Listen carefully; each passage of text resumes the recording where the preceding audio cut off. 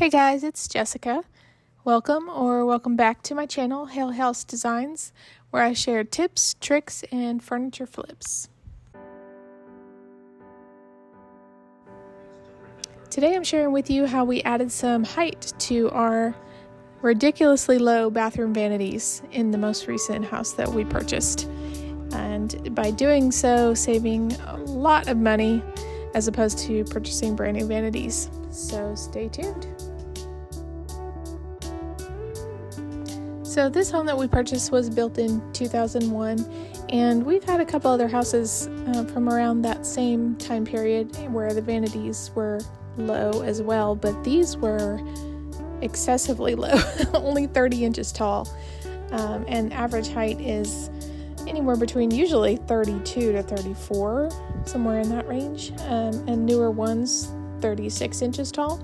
These were at 30, so I honestly was questioning whether they were specially made for the people who built the house, but in talking with our neighbors, theirs are the same, so I guess it was just that builder. So anyway, I started looking into ways that we could add some height to these current vanities rather than having to completely replace them right now, and came across a couple of options.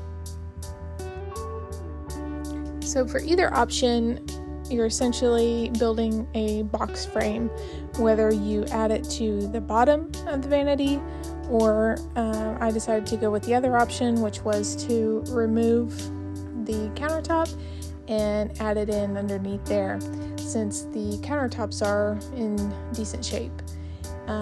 It did take a risk of potentially breaking it, so that was a little scary, but when adding it to the bottom, it would have involved cutting out the back of the cabinet in order to have room for the plumbing back there, and I also had just finished doing the new vinyl floors, so I didn't really want to take a chance of having to fix that or messing up what I already had just done or whatnot, so I chose to add it to the top.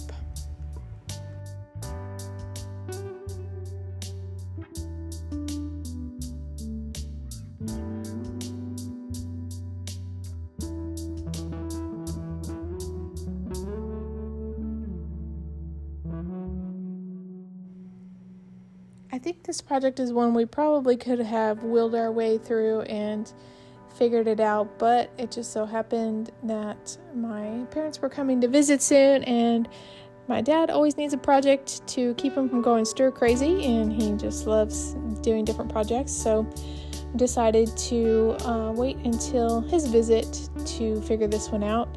And also plumbing makes me a little nervous, so I decided it's better to just wait and have him help us with this.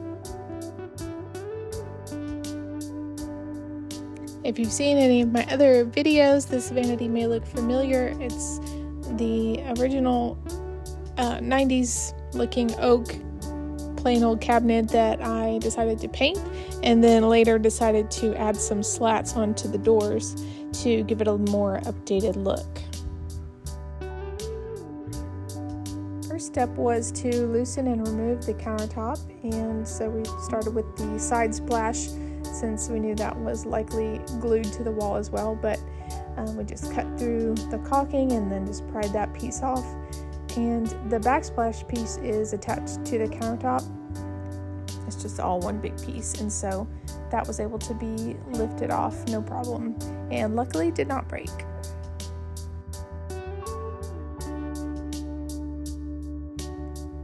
Next, we went to grab some wood and ended up going with the 1x5s, I believe it was, and we ended up getting the nicer quality of wood for the two sides that you'll be able to see, and then the other two that were up against the walls, we just went with the more inexpensive version.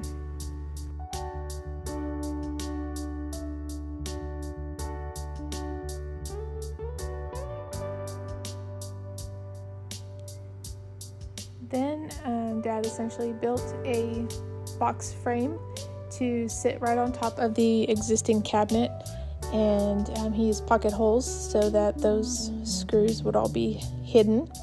And then once that was built, it was a little tricky to get it installed while lifting up this super heavy countertop in a very tight bathroom. But once that was on, we were able to lay that sink back down and good to go. So it looks like the water supply lines had already been replaced at some point. They were already the newer flexible style, and they were long enough, so didn't have to replace those. All we needed was a longer drain pipe. Next, I did the first coat of paint, and if you've seen some of my other videos, you know that I like to do the first coat of paint first and then wood filler, just because it's easier to see exactly where all you need it, and I'm just always anxious to get the paint on to see what it's going to look like. So that's what I did. I have been using this Famo wood filler. Is supposedly one of the best at being sanded down and blended in. I still have to do way more sanding than I always think to get it to really disappear, but it does dry pretty quickly.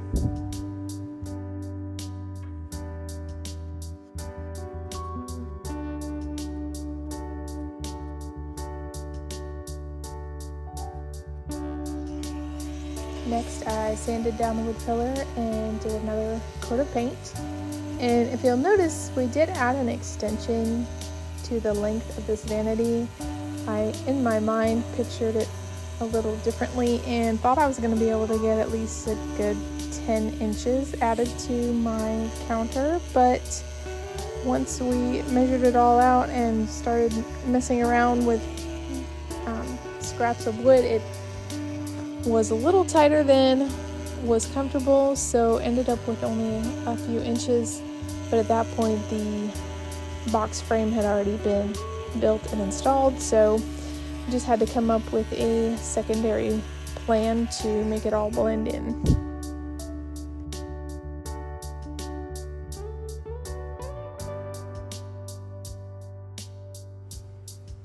In hindsight now, after using the vanity for a little bit, something I didn't think about when considering whether to add to the top or the bottom of the cabinet is that if you add it to the bottom, it would make getting into that bottom cabinet or drawers or whatever you have easier if you're on the taller side. Just looking at it now, but either way, there's pluses or minuses.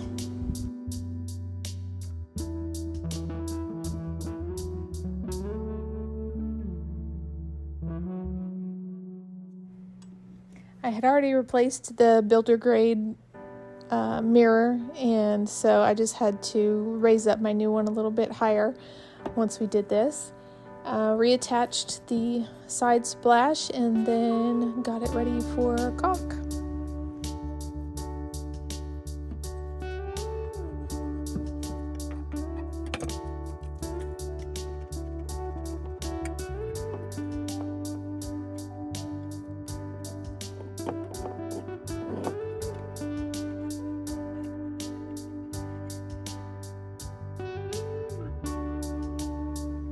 So typically when I'm painting, I've gotten to the point where I rarely use tape unless it's just a really tight space or something that I think it'll be easier to just go ahead and tape rather than try to clean up a mess later. But caulking is very messy. I've tried it many different ways and have just finally broken down and come to the realization that it's much neater if I go ahead and use some tape above and below where I'm going to be installing the caulk, which is what I did here.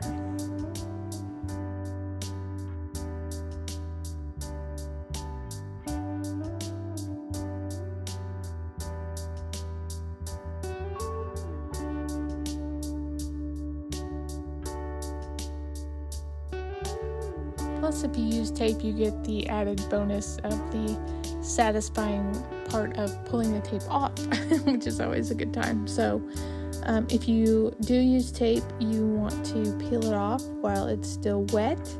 That way it doesn't make any cracks or anything, and you can smooth it out if you get any little messy spots.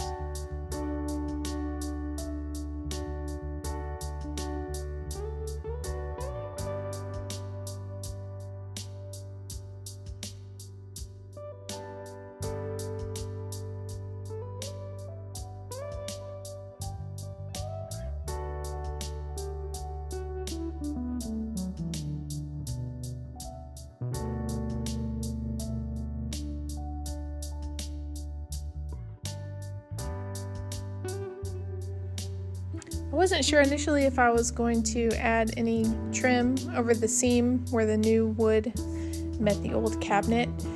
For the most part it looked okay, but there was one area that just was not 100% flush, and so I went ahead and added this small piece of trim to the seam.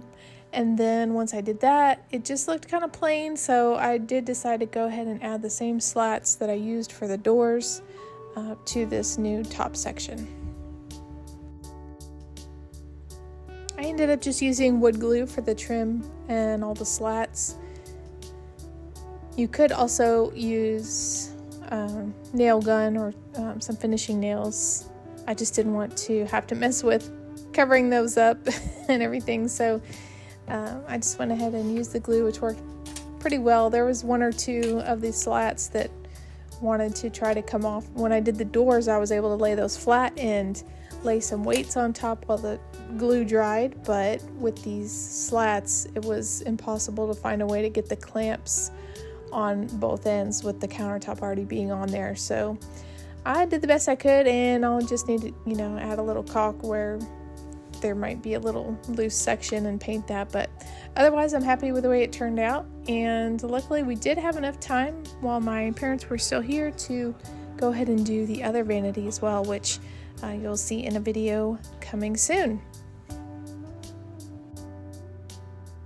So for less than $100, I was able to get the vanity up to where it needed to be, which ended up being 36 inches, which they call comfort height.